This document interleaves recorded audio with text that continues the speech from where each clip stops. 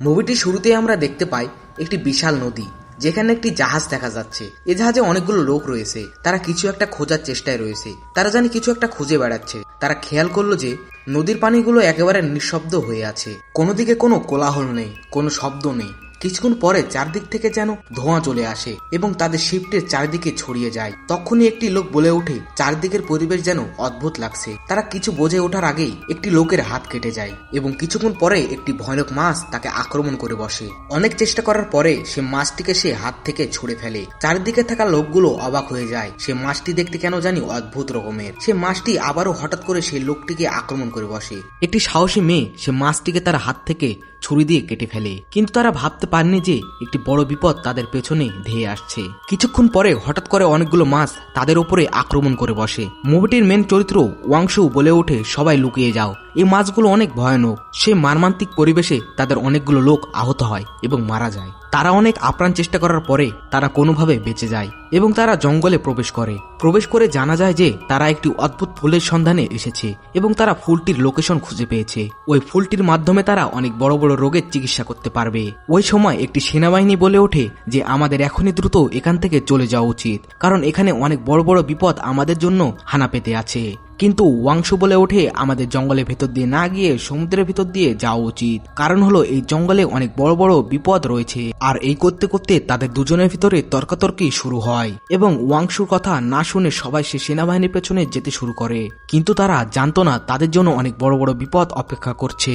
এবং সেখান থেকে সিন কাট হয়ে চলে আসে শিপটির ওপরে। শিপটিতে দেখা যায় অনেকগুলো লোক শিপটিকে মেরামত করছিল। লোকটি শিপ থেকে নিচে তাকিয়ে দেখতে পায় সেই ভয়ানক মাছটি নড়ছে এবং তখনই আচমকায় তার সাথে কি জানি হয়ে যায়। আরেকটি লোক সেটি বুঝতে পেরে এবং তাকে খুঁজতে সামনের দিকে একটু একটু করে এগিয়ে যায়। সামনের দিকে গিয়ে দেখে সেই লোকটির মৃত শরীর পড়ে আছে এবং তার গায়ে চিপচিপে কিছু একটা লেগে আছে।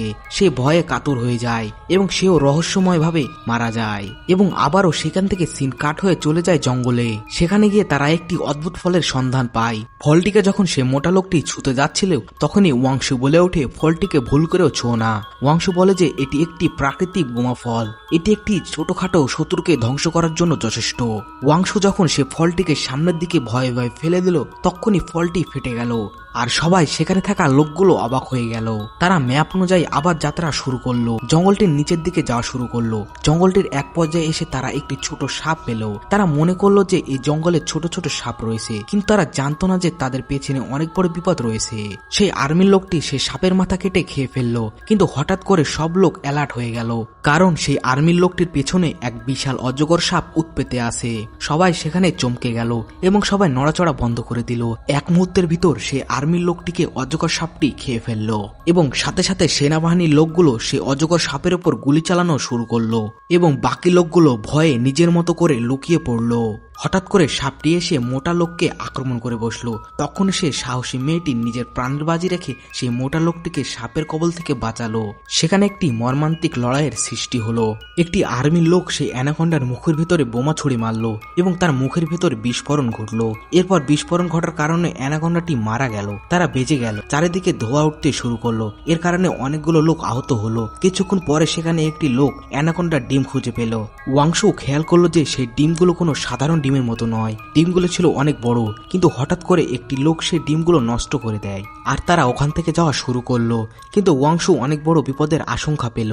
এদিকে রাত নেমে এলো। তারা অ্যানাকন্ডা এবং অন্যান্য প্রাণী থেকে বাঁচার জন্য কিছু ইলেকট্রিক গ্যাজেট জায়গায় জায়গায় দিয়ে রাখলো। তখনই একটি নার্স ওয়াংশু এর কাটা জায়গায় ব্যান্ডেজ করে দিল এবং তার মেয়ের কথা বলতে লাগলো। সে বলল, আমি আমার মেয়ের জন্য আমি এই বিপজ্জনক জায়গায় এসেছি, কারণ তার অনেক বড় অসুখ হয়েছে। তখনই সে মেয়েটিকে একটি পুকুরে নিয়ে গেল। সেখানে অলৌকিক কিছু দেখলো, একটি সুন্দর দৃশ্য, অনেকগুলো পোকা যাদের গায়ে আলো জ্বলছে। এবং ওই সময় তারা বিপদের অ্যালার্ম পেল। তারা আবার ছোটা শুরু করলো। তারা দেখলো সেই অ্যালার্মগুলো আবার বেজে উঠেছে আর তারা রেডি হয়ে গেল অস্ত্র নিয়ে, কিন্তু তারা কিছু দেখতে পেল না। একটি আর্মির লোক আস্তে আস্তে ধীরে ধীরে সামনের দিকে যেতে লাগলো। গিয়ে দেখলো সে মোটা লোকটি হালকা হচ্ছে। সেখানে একটি হাস্যকর দৃশ্য তৈরি হলো। এ করতে করতে সকাল হয়ে গেল। তারা আবার যাত্রায় বের হয়ে গেল। তখনই তারা আবার বিপদের সংকেত পেল। তারা এক জায়গায় স্থির হয়ে দাঁড়িয়ে গেল। তারা দেখলো যে তাদের শিফটের লোক সেখান থেকে পালিয়ে এসেছে। শিফটের লোকগুলি বলল যে আমাদের শিফটে একটি বড় সাপ এসেছিল এবং সবাইকে খেয়ে ফেলেছে, আমরা কোনো মতে সেখান থেকে পালিয়ে এসেছি। কিন্তু তাদের সাথে থাকা বয়স্ক লোকটি সেটা বিশ্বাস করলো না। কিন্তু সেই লোকটি বলল যে আমার আসার সময় আমাদের মনে হয়েছে আমাদের পেছনে অনেক ভয়ানক জিনিস আমাদের নজর রাখছে।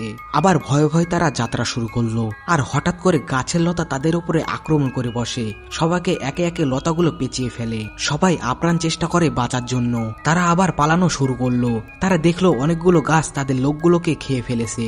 সেই সাহসী মেয়েটি গাছগুলোকে হামলা করলো এবং সবাইকে বাঁচালো এবং সবাই সেখান থেকে কোনো মতে বেঁচে ফিরলো।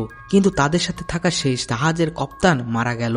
তারা সামনে এসে দেখলো যে একটি বিশাল বড় ভাল্লুক মরে আছে, কিন্তু ওটাকে জানি কোনো পশু উগলে রেখেছে। তারা আবার ভয় পেয়ে গেল। তারা যখন সে ফুলের সন্ধানে আবার রওনা দিল, সে মোটা লোকটি হঠাৎ করে বলে উঠল, আমি ফুলের সন্ধানটি পেয়ে গেছি। তারা খুশিতে আচ্ছন্ন হয়ে যায়। সেই মোটা লোকটি বলে ফুলটি সামনে পাহাড়ের উপরে রয়েছে, কিন্তু তারা জানতো না তাদের সব থেকে বড় বিপদ ওই পাহাড়ের উপরে রয়েছে। ওয়াংশু বলল সামনে পাহাড়ের উপরে হয়তো বড় বিপদ রয়েছে, সবাইকে সাবধানে ওপাশে যেতে হবে। তারা তখনই সে ফুলকে পাওয়ার জন্য সাথে সাথে রওনা দিল। তারা পাহাড়ের ওপারে এসে সে ফুলটিকে দেখতে পেল, যা ছিল অনেক অদ্ভুত এবং আলাদা।